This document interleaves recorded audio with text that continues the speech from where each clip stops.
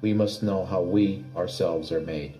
The Bible states that we, as human beings, are made in the image of God. To understand this, we must know what God is.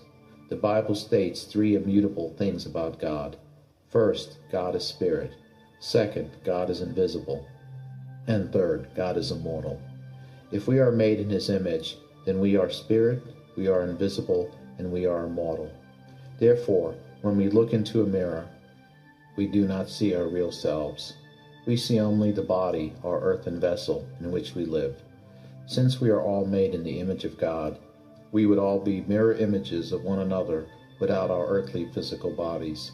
Therefore, we were given a soul to separate us from one another to make us an individual. The animals in this world also have a soul.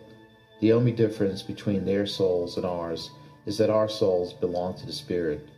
Their souls belong to the body. When their body perishes, their souls perish with it. When our body perishes, the soul remains with the spirit.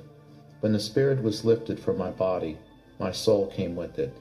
I suppose the simplest way to identify the soul would be to say it is one's personality. The entire time I was away from the body, I remained an individual. That is, I retained my own personality. I retained all my faculties. In fact, they were greatly enhanced. As we moved through that dimensional wall into the second heaven, I found myself in an entirely different world, far different from anything I had ever imagined. This world was a place occupied by spirit beings as vast in number as the sands of the seashore. These beings were demons, or fallen angels, and were in thousands of different shapes and forms. Even those in similar shapes and forms were contrasted by diverse coloring. Many of the demons were in human shapes or forms, and many were in forms similar to animals, familiar to our present world. Others were in shapes and forms too hideous to imagine.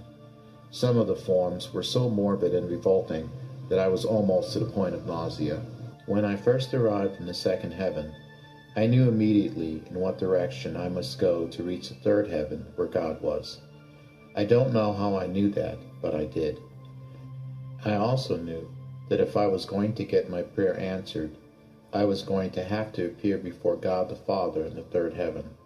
I was aware that I was traveling in the spirit world under the protection of the Holy Spirit, and that the angels who were escorting me were also moving under the protection of the Holy Spirit.